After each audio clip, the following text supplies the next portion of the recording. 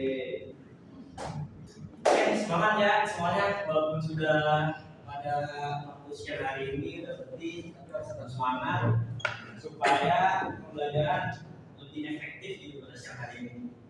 Oke, sebelum mulai pada pembelajaran hari ini, baiknya ketua kelas di kelas ini untuk mulai pembelajaran. Oke, ketua kelasnya siapa? Sama. Ya, langsung aja dimulai. Oke, untuk mulai pelajaran pada hari ini, kita membaca basmalah sama-sama. Bismillahirrahmanirrahim. Oke, baik. Di sini masuk semua ya? Yang nggak masuk? Masuk. Oh, ya, Bapak absen dulu ya. Saudara Salman, hadir Pak. Saudara Nurine, hadir Pak. Saudara Elu, hadir Pak. Yang nggak masuk siapa aja? Yadi, yang masuk Yadi. Oh Yadi, ya Yadi Pak. Kemana dia? Sakit. Infeksi mana? Bukan. Oke, baik, sebelumnya ada yang tahu nggak sih haji dan umroh itu? Haji dulu deh. Haji itu masuk dalam rukun Islam yang berapa? Lima Pak. 5. Oke, betul. Selanjutnya nih, Bapak yang ingin menjelaskan tentang pengertian haji dan umroh. Haji itu menurut bahasa berasal dari kata haja, yaitu berziarah atau bermaksud atau mengunjungi tempat yang diagungkan. Sedangkan menurut istilah yaitu mengunjungi Ka'bah untuk ke Baitullah untuk menjalankan ibadah yang diperintahkan oleh Allah Subhanahu wa taala dalam waktu yang telah ditentukan.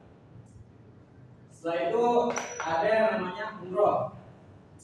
Menurut pengertian umroh itu hampir sama. Menurut bahasa pengertian umroh dan haji itu hampir sama, yaitu mengunjungi atau berziarah ke Ka'bah. Dan umroh ini hukumnya enggak fardu ain ya, tapi sunnah muakkad, yaitu sunnah yang diwajibkan kalau bila mampu. Di sini ada Quran surat Al-Baqarah. Oke, baik, boleh dibacakan saudara Aura.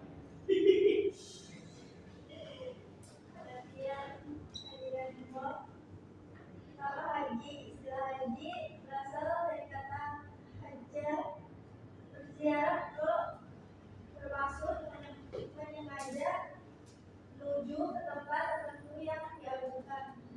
Sedangkan menurut istilah haji adalah sengaja mengunjungi Ka'bah untuk mengerjakan ibadah yang meliputi tawaf, sa'i, wukuf, dan ibadah-ibadah lainnya untuk memenuhi perintah Allah Subhanahu wa taala dan mengharap ridhoannya dalam waktu yang telah ditentukan.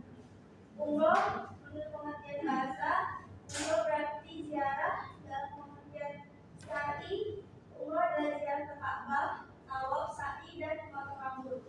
Umroh hukumnya wajib sebagaimana haji berdasarkan firman Allah Subhanahu wa taala.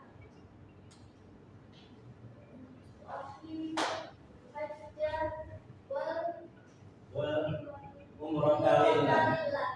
Artinya dan sempurnakanlah ibadah haji dan umroh karena Allah. Surat Al-Baqarah ayat 2. Umroh wajib. Juz 2 ayat 196. Umroh wajib dilaksanakan sekali seumur hidup sebagai mana haji. Umroh boleh dikerjakan kapan saja, tidak ada waktu tertentu sebagaimana haji. Berarti ada ketentuan yang sama di antara haji dan umroh, seperti sama-sama mengunjungi ke Baitullah, yaitu ke Ka'bah. Nah, selanjutnya di sini ada syarat-syarat haji dan umroh. Di sini syarat-syaratnya itu tujuannya juga sama. Yang pertama, ada yang tahu nggak syarat-syaratnya haji dan umroh? Islam, balik berakal. Terus apa lagi? Merdeka. Ya, terus apa lagi? Mampu. Ya, betul, mampu. Di sini yang pertama itu mesti beragama Islam. Tapi kan yang non Muslim itu seperti Hindu, Buddha, Kristen, Islam, berarti tidak termasuk diwajibkan untuk melaksanakan ibadah haji atau umroh. Yang kedua itu berakal, yaitu tidak wajib bagi orang gila dan orang bodoh atau orang yang lupa. Gitu. Seakan-akan kalau misalkan lagi tawaf itu tiba-tiba lupa, dia sudah berapa gitu, ya tiba-tiba kayak ada penyakit yang tiba-tiba bilang tantrum gitu. Kalau itu harus diulang tuh. Terus ada yang ketiga namanya balik. Balik itu tidak wajib bagi anak-anak yang belum pubertas. Dan yang selanjutnya ada merdeka, yaitu tidak menjadi budak atau hamba sahaya.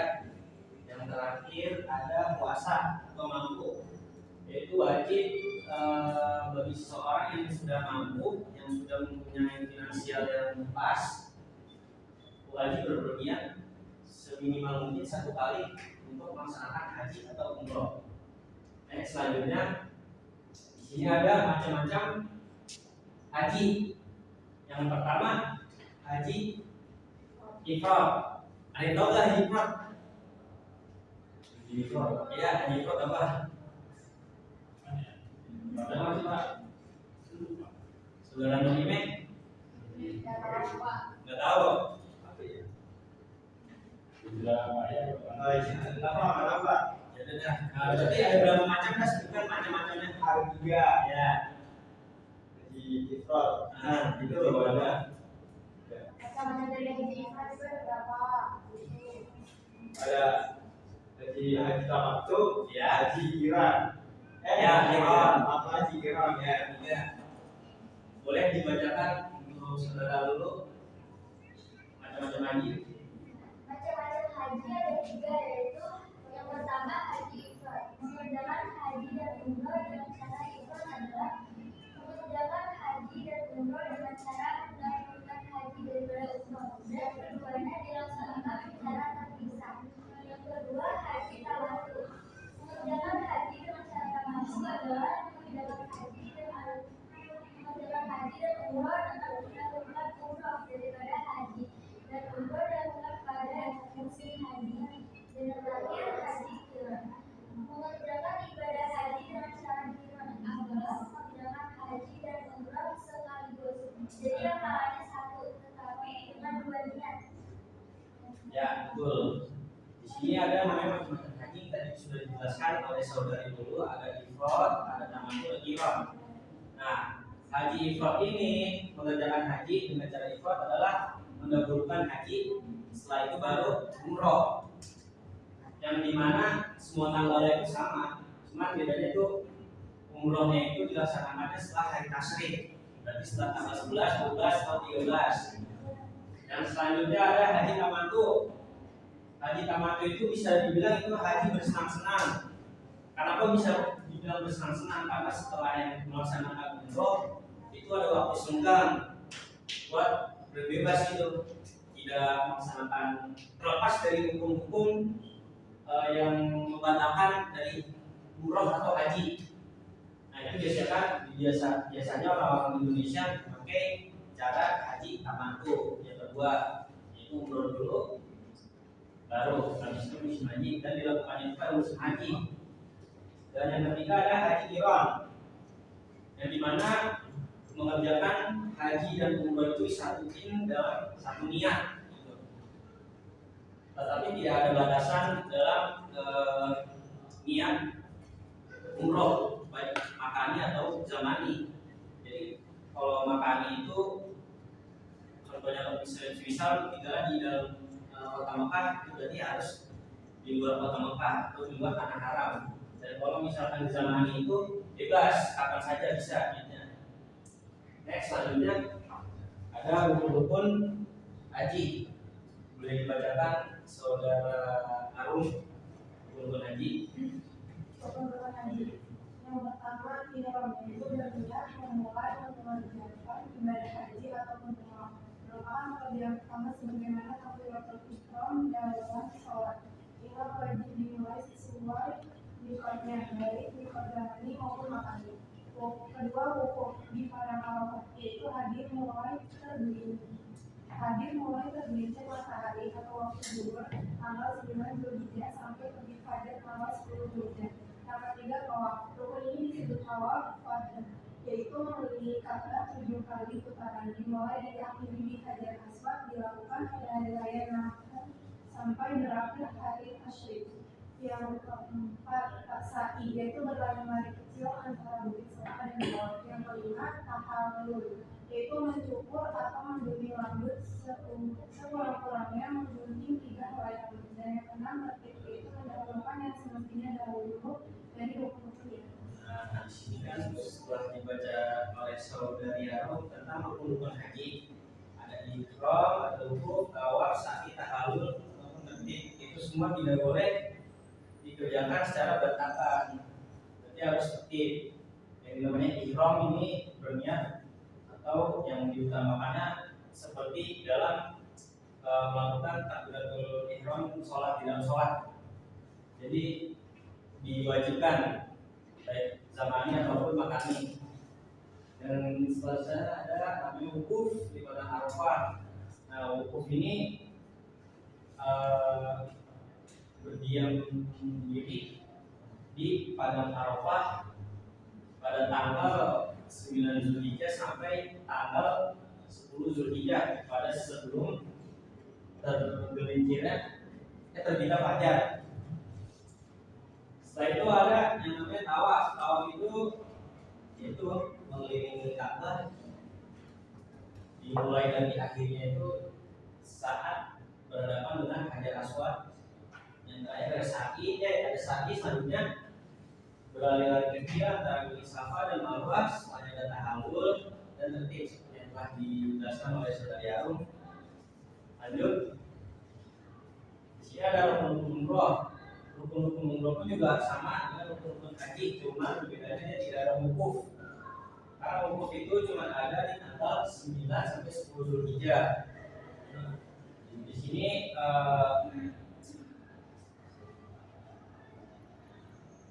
mikot zamani umroh itu seperti yang tadi Bapak jelaskan, yaitu nggak terikat waktunya, bisa dilakukan kapan saja. Adapun mikot makani umroh berdasarkan sama dengan mikot makani haji, jadi tidak ada perbedaan. Tetapi khusus bagi orang yang berada di Mekah, mikot makani itu berada di luar daerah atau di Mekah, seperti di luar tanah haram, yaitu Tamim, Jirona dan Hudaybiyah. Next, selanjutnya boleh dibacakan saudara Yadi.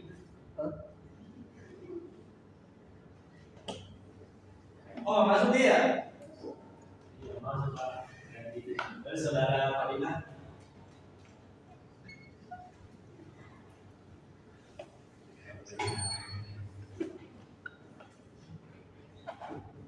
Saya Pak, siapin Pak. Berapa-berapa pada baik boleh diwakilkan oleh saudara untuk serta tentang kita berhaji hari ini hari tahun 2020 kalau sebulan salaman marakan zadat waro warati okan karena orang yang pada ada ayat muda yang Yahudian atau Nasrani. Dan ini dari Ali bin Abi Thalib Rasulullah bersabda, siapa yang telah mengirimkan kebinasaan lalu dia tidak berhaji, maka dia mati dalam keadaan menjadi orang Yahudi atau Nasrani. Mengerjakan ibadah haji mati ain setelah seumur hidup bagi setiap muslim yang telah berkepala dan mampu melaksanakannya. Jadi hukum serta hadis tentang perintah haji itu berarti diwajibkan ya. Tapi di khususan yang tadi kita sudah bahas itu ada syarat-syaratnya. Mungkin harus memenuhi syaratnya dulu. Seperti yang paling marakah di Indonesia ini biasanya susah di finansialnya. Kalau selebihnya itu mungkin sudah terpenuhi. Jadi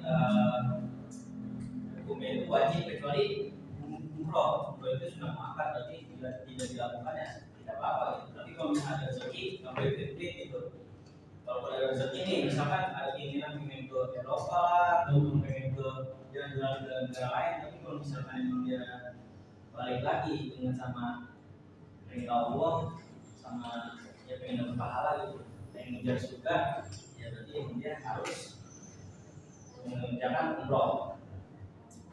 Baik, selanjutnya Bapak ingin membuat dua kelompok untuk mengerjakan soal dari yang telah Bapak paparkan. Baik, di sini kelompok 1.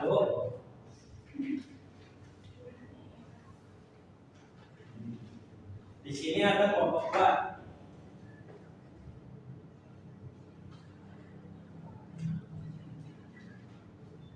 Oke, udah semua megang?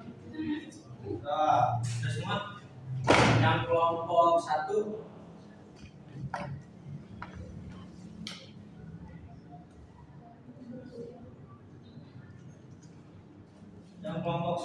ada yang namanya rukun-rukun umroh. Dan yang kelompok 2 ada rukun-rukun haji. Oke, Bapak berikan waktu selama 15 menit untuk mengerjakan soal ini. Oke, waktu sudah selesai, sudah 15 menit. Apakah kalian semua sudah mengerjakan soal yang telah Bapak berikan? Sudah Pak. Sudah. Oke, baik. Untuk yang pertama, kelompok 1 dulu, bacakan jawabannya. Oke Pak. Jadi itu Nah, dapat hadiah. terima kasih Pak. Yang kedua, untuk kelompok 2. Betul sekali. Ini ada untuk saudari Fadila. Baik, sampai sini semuanya sudah pada paham ya? Bapak Alam. Sudah tidak ada bapak yang menjelaskan lagi. Selebihnya mungkin Bapak akan menanyakan untuk satu kesimpulan dari apa yang telah Bapak paparkan setelah pada materi hari ini.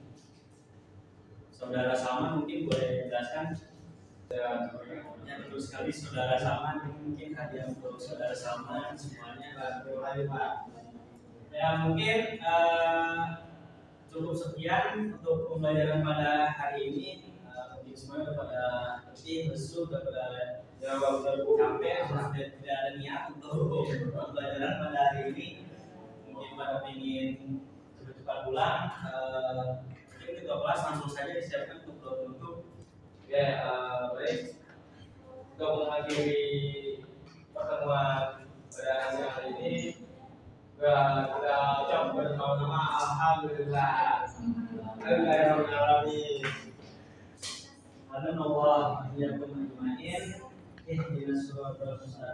Assalamualaikum warahmatullahi wabarakatuh. Waalaikumsalam warahmatullahi wabarakatuh.